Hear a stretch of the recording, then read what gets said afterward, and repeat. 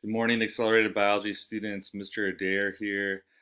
I just wanted to walk you guys through your project for this week, and it should be somewhat of a fun project. I want you to have fun with it.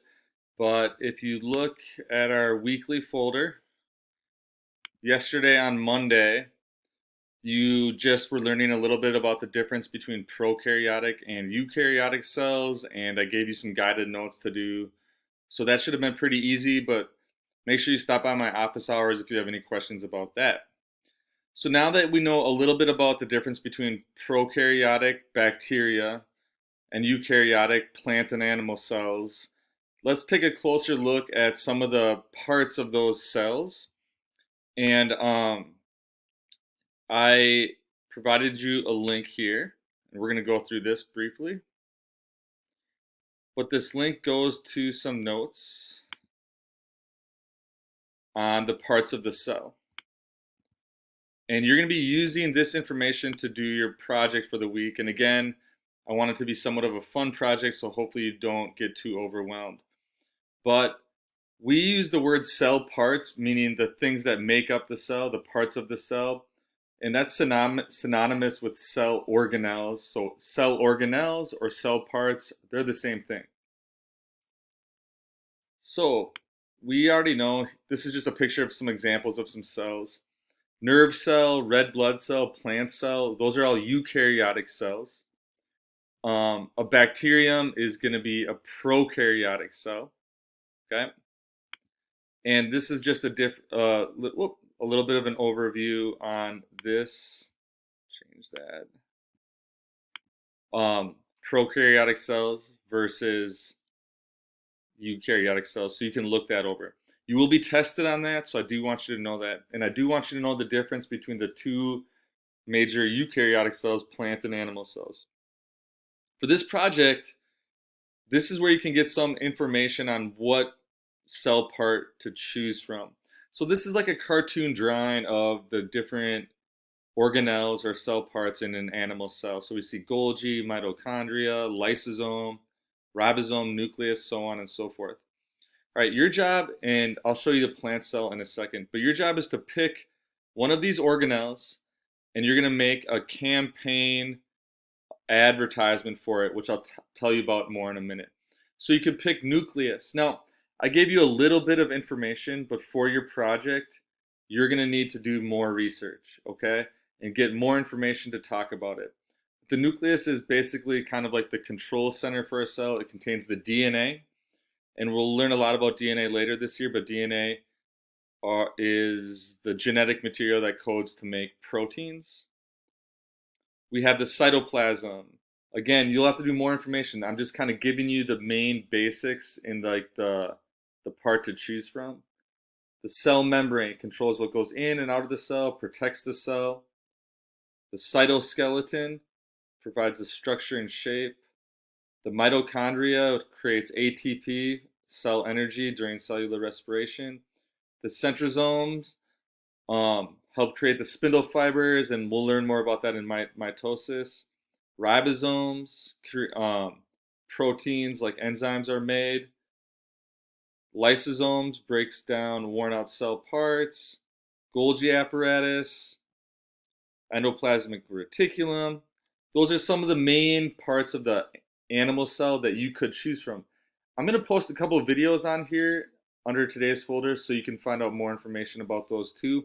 But again, you will need to do some research to dig a little bit deeper into it. The main objective for the school part of this is just for you to know that our cells have many different components inside the cell that work together to make your cell function. And if you remember, we're made of trillions of cells, so it's kind of crazy to think about, but in each one of our cells we have these little kind of machinery working to make it all happen. All right, then the plant cell, if you decide to use organelle from the plant cell, you certainly can. Plant cells are similar to animal cells in many ways, but they have chloroplast, which is where photosynthesis takes place. Contains chlorophyll, which makes the plants green. We animals do not have that. Plants also have a cell wall in addition to a cell membrane.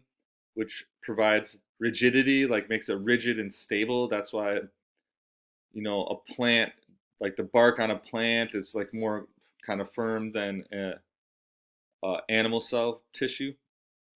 And then the central vacuole, which um, provides support and stores water. Okay, so those are the main parts of the cell that you could choose from.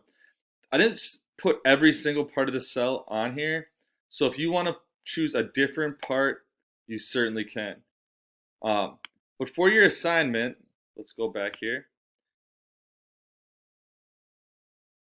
Open up the campaign for your organelle project. So as you know and have heard everywhere, it is an election season. We are voting for president as well as senators and other smaller government officials in states. So you've probably seen a million ads. It's very contentious. But because it's an election season, every 4 years, I always do this project during our election seasons. I want you to campaign for an organelle. You can choose which organelle is on your team, your organelle that you choose. Here is the rubric, and let me open this up for you guys. You guys, this is kind of a light-hearted assignment in some ways. It's really for you to have fun. Maybe in the future you think back to biology class, even though distance learning, and be like, oh, I remember doing this. I created a lawn sign or a button or a bumper sticker about my cell organelle. Because we're distance learning, we're not going to work in groups for this assignment. Although I know with Google Docs, that's not that difficult to do. So if you really do want to find a way to work in a group, that is okay with me. If you have any friends in this class and you want to work in a small group of 2 or 3 people, I'm 100% okay with that. Just make sure your names are on the project, but you'll have to figure out a way to do it as a group, okay? Choose your organelle. That's one of the ones I just discussed. Or if you want to get into a little bit more research and pick one that I didn't discuss, that's okay too. List reasons you chose your organelle. That's important. That's going to give you a basis for why you're campaigning for your organelle. Maybe you choose the cell membrane and you really like the cell membrane. It kind of protects the inside of the cell. So maybe you say, number 1, protects the cell. Number 2, controls what goes in and out of the cell. Number 3, it's made up of lipids, so on and so forth. Okay, now your job is to create a catchy slogan that will create interest, enthusiasm, or support your choice. Again, have fun with this. You can create a lawn sign. Here's a lawn sign that's Ruth Bader Ginsburg that just says vote. Now, I do want you to add some information why you chose your organelle and add a little bit of the science behind it, but it can be like a simple slogan that's creative and that you thought about. You could make a mini button that you draw on a piece of paper and take a picture of it and send it. Or like a bumper sticker slogan. Think of something funny. If you make me laugh with this, you'll put me in a good mood. We'll just say that. You can do a campaign speech. Maybe you're really good at writing a speech and you say, you started off with, citizens of the United States, blah, blah, blah. Talk about your organelle that you think needs to win the cell election. You can make a 30-second TV commercial. In the past, I had many students do little short videos. And if you have friends in your neighborhood that you want to do this together, social distance or whatever safe, you could do that too. Or if you have a totally different idea that's about campaigning for your organelle, I'm open to that as well. This is really for you to use your kind of creative powers and art ability to make this happen. Now, if you really hate this sort of creative process and that's just not your thing, you could do something kind of simple by maybe, the lawn sign could be just like one PowerPoint slide and that you add visuals to, or maybe you do a drawing or something like that. If you, again, nowadays with Twitter and social media, maybe you want to do a campaign tweet. I'm open to different ideas because, again, this is supposed to be fun.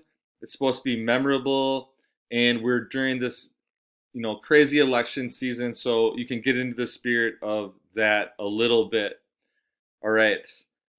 So the way you can upload this, I think I put it in here. Let's see here. You can either drop it in a shared Google folder that we have that's right here. It says drop your campaign project in this folder. So if you create a bumper sticker, you could take a picture and put it in that folder. Or I believe you should be able to submit it to this Schoology project. If it's like a video, you might want to dump it or drop it in this folder, this shared Google folder. That way I can see it. Make sure I know who is doing the project with your names, because again, with distance learning, I'm still getting to know everyone. It's definitely not the same as normal. But you'll have today and Wednesday and Thursday to work on this. So have fun with it. Thursday, I'm going to do a review game as well. And then Friday, we'll have a mini quiz on just the difference between a eukaryotic and prokaryotic cell. So if you have any questions, you certainly can stop by my office hours today at 2 p.m. or tomorrow at 2 p.m. And if you really don't get it done by the end of this week, we can talk about it a little bit in class too when we meet on our Google Meets. All right, good luck. Have fun with the project. Brainstorm with your parents or friends or family. If you want to work in a small group, you can. Just make sure everyone's name is on it. And I really look forward to seeing your projects. It'll be really fun to see what you guys come up with. All right, talk to you later. Bye.